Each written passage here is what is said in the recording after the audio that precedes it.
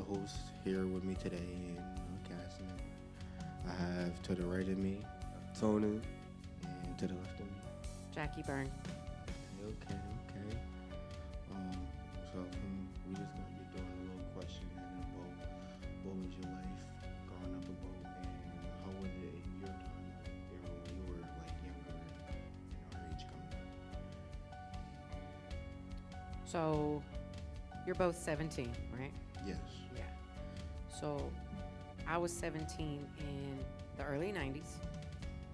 So it was a time like the music was, and I'm from Alabama. So you're talking about like mixed CDs that had anywhere from country to alternative rock to, the hip hop scene was blowing up between the East Coast and West Coast when I was y'all's age. So I still have all of my CDs. What was my life like? My personal life?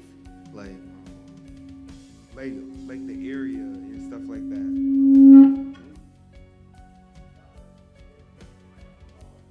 Like the area that you was in, or like.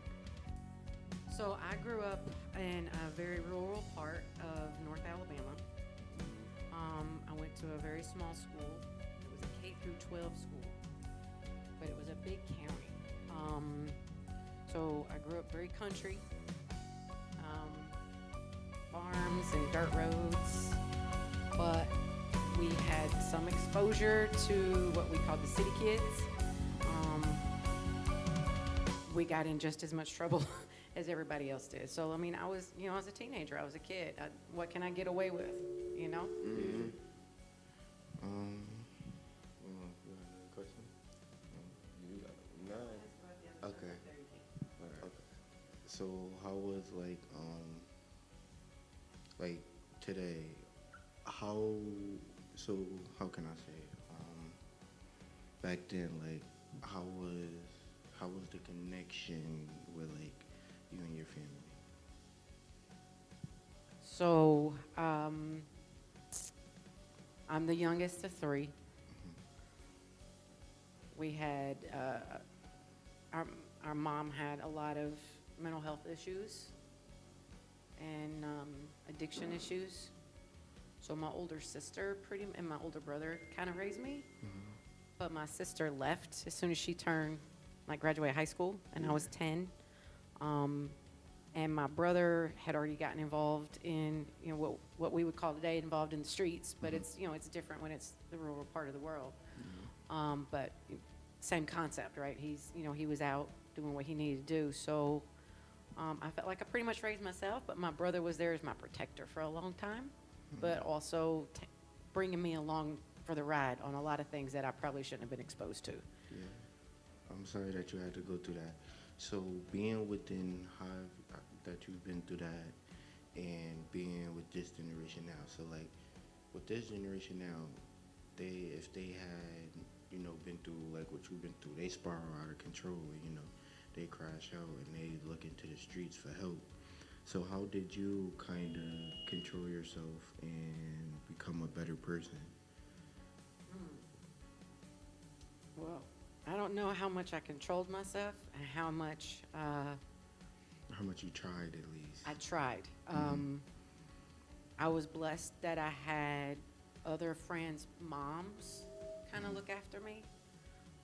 There was a few homes that, they would know if my dad would be on a long trip. He was a truck driver, and my mom wasn't. She loved me very much. She was a loving mom, but she had her own demons, right? But back then, you don't understand it. I had to go through and become a mom myself to understand what my mom was going through. But back then, I would have, other moms, my friends' moms, be like, you come over here and have supper. Yeah. We'll take you to I was on the cheerleading squad. I would take you to cheer practice. So, it's community that looks after each other. Okay. Is there any way that you feel like the community is different now than when you was growing up?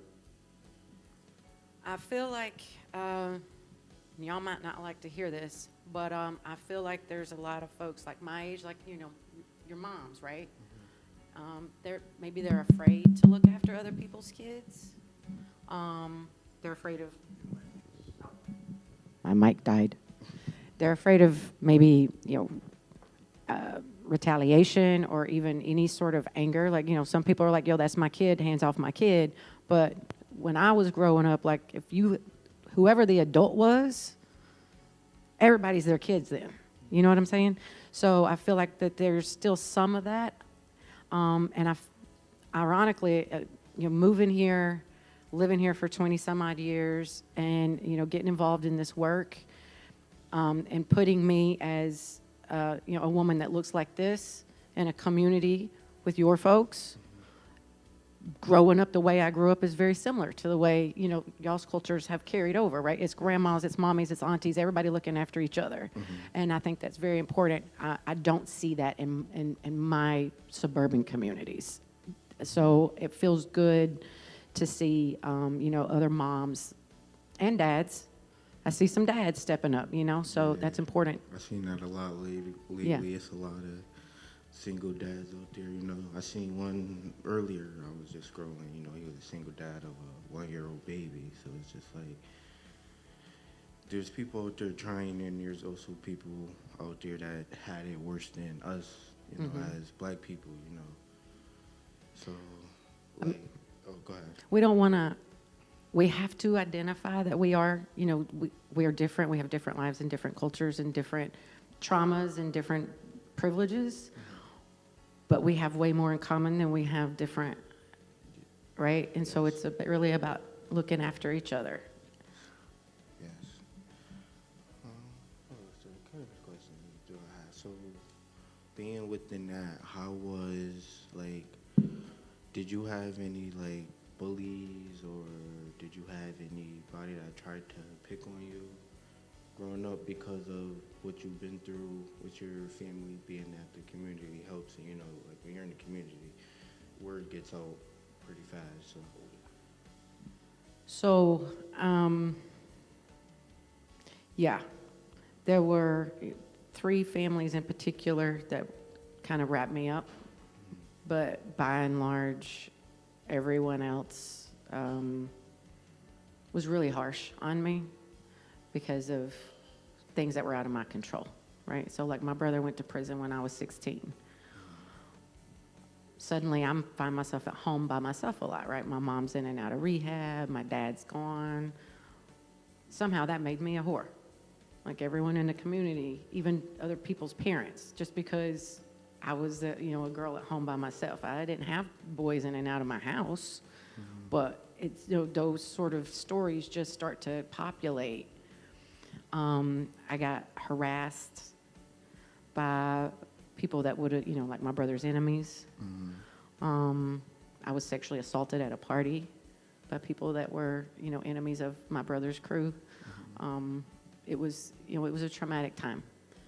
So how did you, being within that age and, going through all of that, how did you, how do I say it? How did you overcome?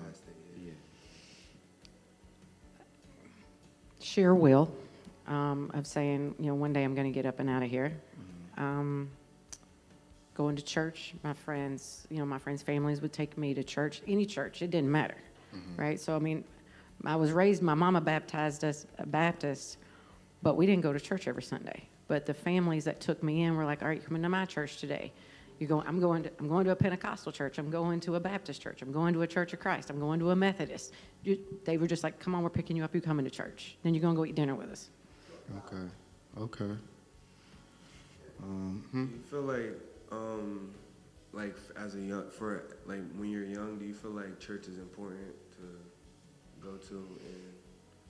Well, it's growing up the way I grew up was probably isn't too different from the way y'all grew up, right? You wanna go out and party and have fun. But it was important for me to have a level of stability. My mama used to call me a Saturday sinner and a Sunday saint because she'd be like, who you going to church with this Sunday? But hey, I'm going, and we're all sinners, but you show up. I think it's important for young people to learn the faith of their family and find their own way to God. I think it's, my daddy would say that God isn't only in a brick building, he's everywhere. You can talk to him wherever. So that's important too. Okay. So another question I have that I was about to ask you about with God. So being within like what you've been through and you still going to church and you still liking it, was it ever a time like you sat down to yourself and was like why did God put me in this type of situation or questioned it? A lot. I did a lot. So when the summer I was 16, so my birthday is May 25th, so Memorial Day weekend. I turned 16. A few weeks later, my best friend got killed in a car wreck, and I was supposed to be with her. A few weeks later, another friend was, he was with somebody that was doing all sorts of drugs and high, and that other person was driving. He was in a car wreck. He was paralyzed from the waist down. A few weeks later, my brother got arrested for murder. A few weeks later, the girl that my brother had been with died mysteriously. It was a hard summer and a hard time in my life. And there was a lot of questioning God then, but I would still show up. Even now as a grown woman, I have a 13-year-old son who is profoundly autistic. And he's beautiful. He's the light of my life. But there are times that I still go, why me? Why you? Yeah. Okay. But I always come back around that God has a purpose for everything in our lives. Yeah.